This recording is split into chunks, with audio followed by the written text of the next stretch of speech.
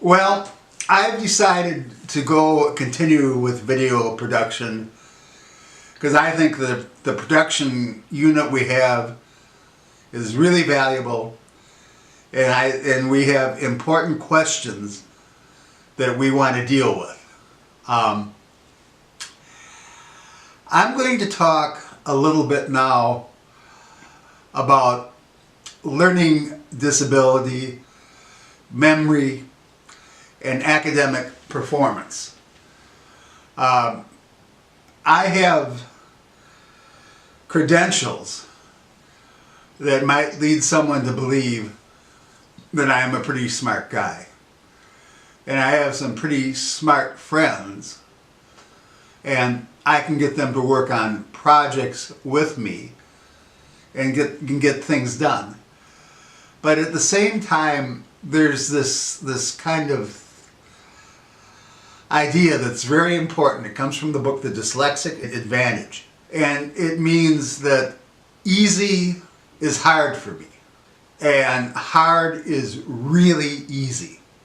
And what that means as I'm moving into neurophysiology is that a guy named Danny Kahneman came out with a book about 10 years, I guess almost 10 years ago now, called Fast and Slow Thinking. And I'll give you an example of this. We manage the trash around our house, and my wife grew up in a farm. She's very efficient. She sorts, she washes the cans, she has containers for them, she has all the things you need so you can get the trash done perfectly. Okay. And she will disdainfully wonder why I can't remember her system. And I don't want to say because it's not important, but I want to say that which she does and thinks that anybody that ever cleaned the barn and swept out after a bunch of cows and did the dishes for 12 people in a little bitty farmhouse would find what she does trivial and wonder why I would be so stupid as to ask her, and then she would repeat it to me, her system, as if she was trying to teach it to a dog. Well, I get used to that now, and I ask, but some things are like really hard for me, but then there's these sort of compensatory ways of dealing things that make hard things easy. Well, like, for example, I said I'm really good at neurophysiology and the psychology of addiction. Well, I want to take a independent study where I work on a particular thing called the paradox of helplessness, which many 12-step programs are grounded in. But instead of doing that, trying to get that independent study, I thought, well, I'll go in and I'll learn how much psychology is advanced since the days when I took it at UW-Madison, when Harry Harlow was doing his work on primate neurophysiology and responses and such. And so I got this book, and this book, it weighs about 6 pounds, and you can see me holding it up. And it turns out that the course is built around self-sustaining modules within this book. So if you know how to use this book, it's a very efficient tool, because you can take the area of interest and you could have answered every question on the test in such a way that I suspect someone who was properly prepared, or me if I was properly prepared, would have gotten a lot better than the 56 I got on the test. However, I approached this course as I would being a smart guy, which would be that I could just look at it, I know all this stuff, I don't have to study, and I'm going to get it close to an A. Well, it turns out that I could not intuit the 10 steps of transduction of an actual potential in such a way that I wouldn't lose 20 points on the exam. But I decided that I did have to study, and if I was going to study, I got the Amazon Kindle version of this monster textbook. The Amazon Kindle version resides in this device along with 1,500 other books and videos. But we're responsible for modules within the course. Now, probably everybody else in the room and most middle schoolers know what a module is.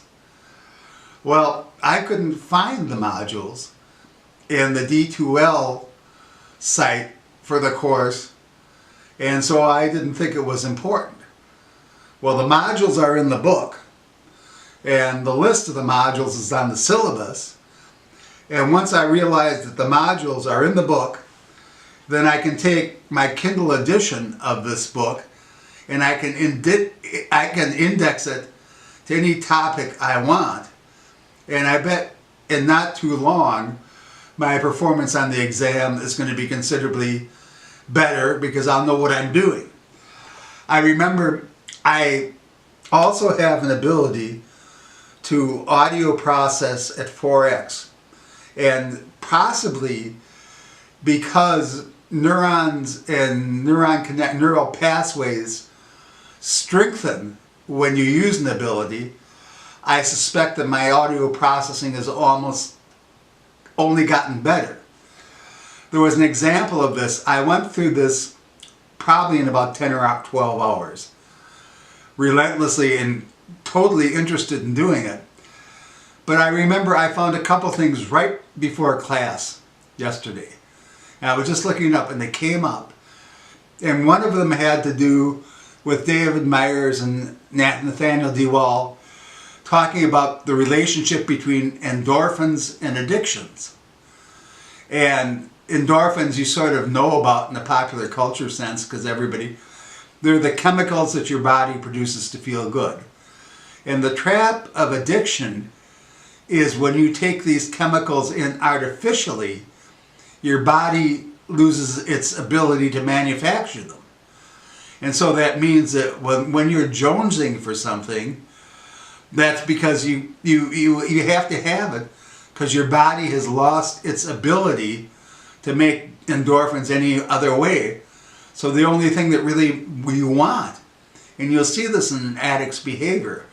I saw that in an old girlfriend who was an alcoholic, where if it was a choice between me and the booze, it was no choice. Luckily, I redeemed my soul on that one. But if I know that, and I know that the same thing is true for me, then that would lead me to say, well, okay, as a guy who's still got about 80 pounds to lose, if I can strengthen my broccoli pathway rather than jonesing for cheese, crackers, and salami, then it doesn't feel like an impossible thing at all.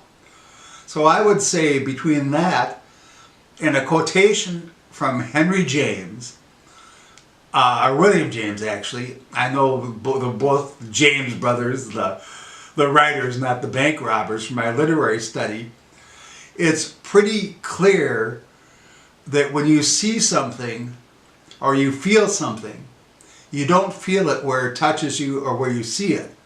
You feel or see it in your brain.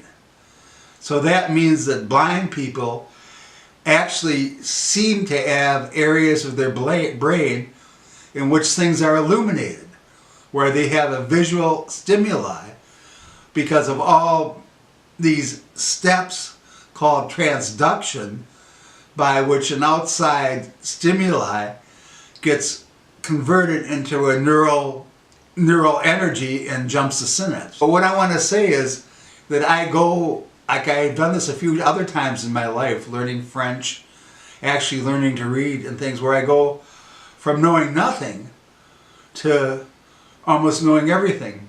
I was in a slow reading group in 3rd grade. I really wanted to read these little Lulu comics. By the time I was in 5th grade, I had the reading speed of a college freshman, documented.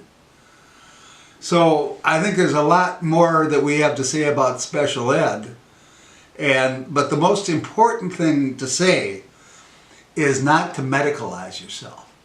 I mean, if this is true, if I got a 56, I got a 56.